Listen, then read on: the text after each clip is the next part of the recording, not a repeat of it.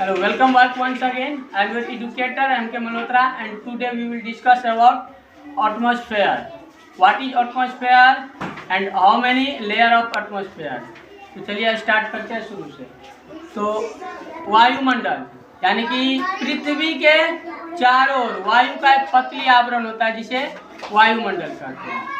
यानी कि जैसे ये पृथ्वी है, पृथ्वी के चारों ओर वायु का एक पतली आवरण है, यानी कि ब्लैंकेट के तरह, है ना।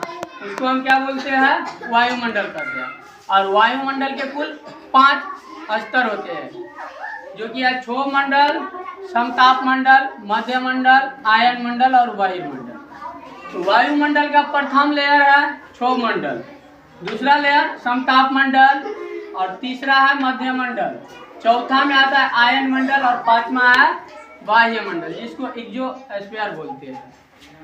तो अब हम देखते हैं क्षोभ मंडल।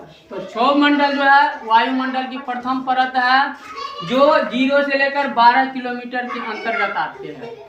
क्षोभ मंडल के अंतर्गत ही सभी जीवित प्राणी, जीव जंतु, नदियाँ, झरना, पहाड़, पठार, ये सब क्षोभ मंडल पे ही स्थित रहता है।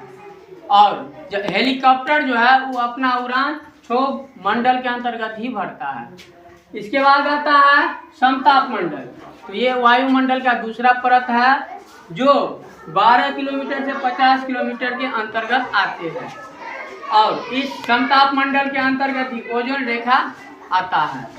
और साथ ही वायुमंडल यानी कि प्लेन जो है वो अपना उड़ान समताप मंडल में ही भरता है। इसके बाद है वायुमंडल का तीसरा परत, जो कहलाता है मध्य मंडल। इसका ऊंचाई सामान्यतः 50 से 80 किलोमीटर तक होता है। और ये वायुमंडल का तीसरा परत है, जिसमें उल्कापिंड अंतरिक्ष से आते हैं, तो वायु के संपर्क में आते ही उसमें आग पकड़ लेता है, जिससे वे नष्ट हो जाते हैं। और इसके बाद आता है वायुमंडल का चौथा लेयर, जो आयन मंडल कहलाते हैं।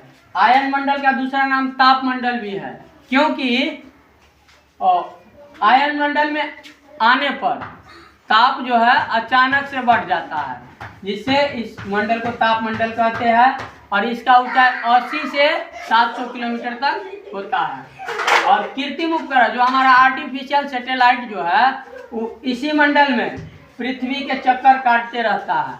और इसके बाद आता है बाह्य मंडल, जो वायुमंडल के सबसे आखिरी परत है बाह्य मंडल। इसका ऊंचाई 700 से 1,90,000 किलोमीटर तक माना जाता है। और आयन मंडल के अंतर्गत ही कार्बन रेखा आता है, जो कार्बन रेखा वायुमंडल और अंतरिक्ष को निर्धारित करता है। यानी कि कार्बन रेखा से ऊपर वाला भाग अंतरिक्ष कहलाता है और नीचे वाला भाग वायुमंडल का विभिन्न परतें होता है। तो इस वीडियो में इतना ही तक।